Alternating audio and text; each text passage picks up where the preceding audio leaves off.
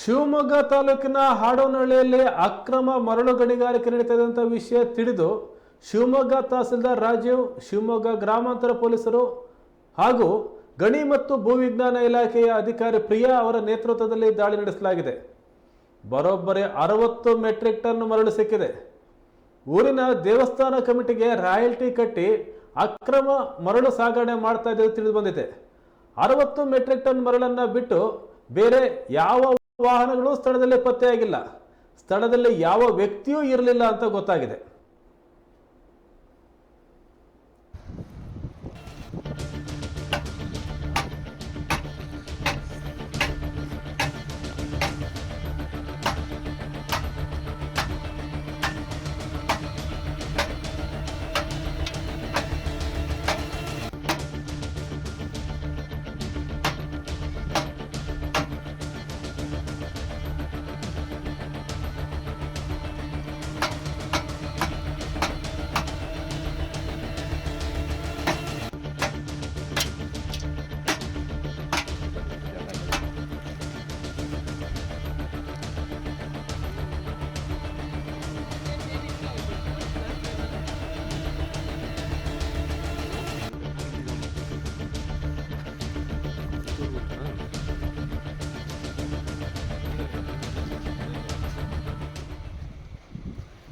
ಇದೊಂದು ಆಶ್ಚರ್ಯ ನೋಡಿ.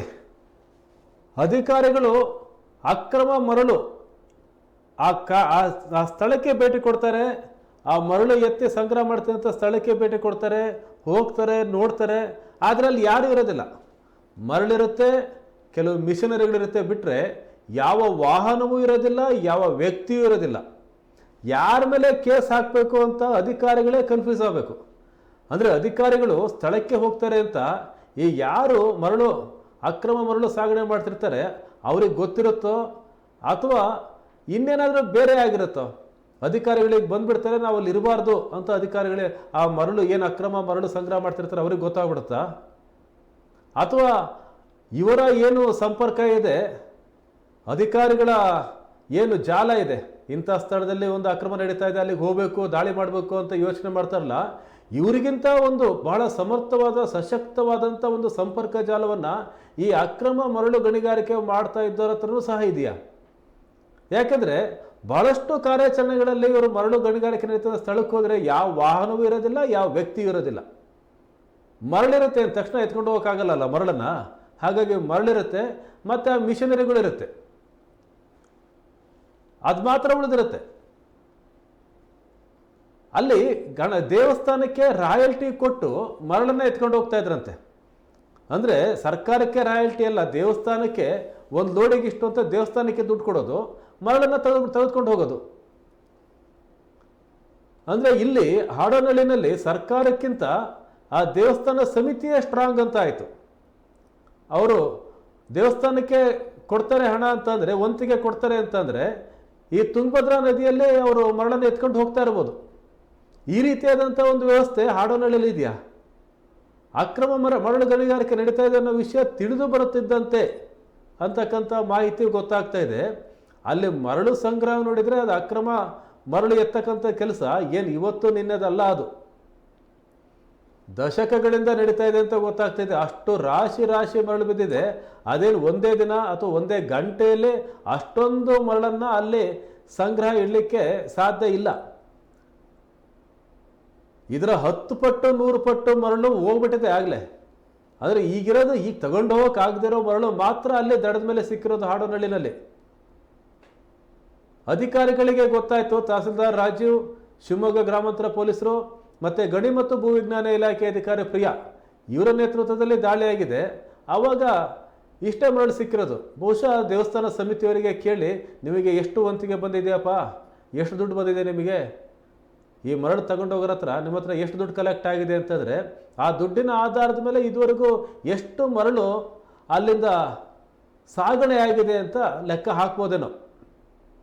ಅಧಿಕಾರಿಗಳು ಮನಸ್ಸು ಮಾಡಬೇಕು, ಮತ್ತು ಆ ಮಾಹಿತಿಯನ್ನು ದೇವಸ್ಥಾನ ಸಮಿತಿಯವರು ಕೊಡ್ಲಿಕ್ಕೆ ಮನಸ್ಸು ಮಾಡಬೇಕು. ಮರಳು ಗಣಿಗಾರಿಕೆ ಮಾಡಲಿಕ್ಕೆ ತುಂಬ ನಿರ್ಬಂಧ ಇದೆ. ಎರ್ರಾಬೇರಿ ಎಲ್ಲಿ ಬೇಕಲ್ಲಿ ಮರಳು ಗಣಿಗಾರಿಕೆಯನ್ನು ಮಾಡೋ ಹಾಗಿಲ್ಲ. ಈ ಕಸ್ತೂರಿ ರಂಗನ್ ವರದಿ ಬಂದ ಮೇಲೆ ಅದಕ್ಕೆ ಇನ್ನಷ್ಟು ನಿರ್ಬಂಧ ಇದೆ.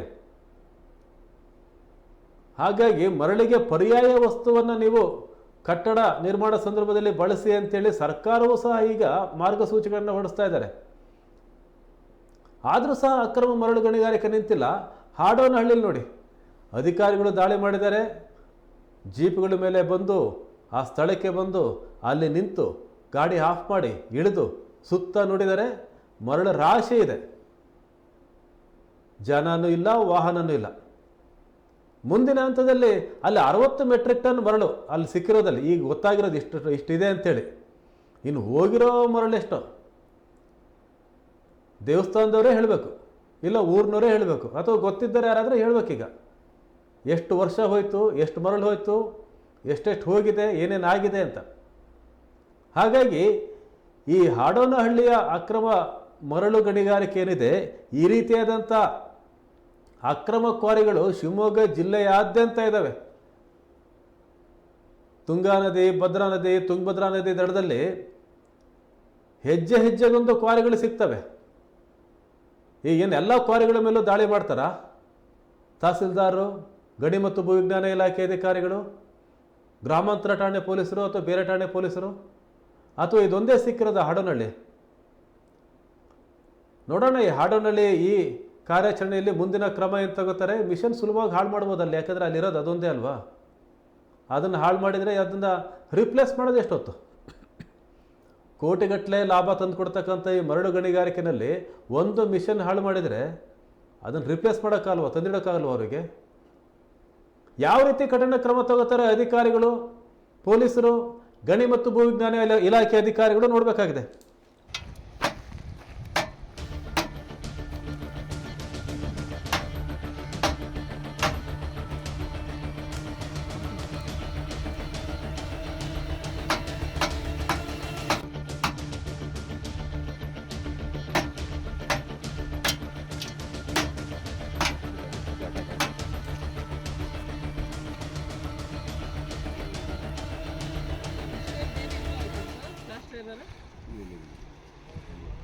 ಹೋಗ್ಬಿಡಿ, ಅದು ಕಟ್ಬಿಟ್ರೆ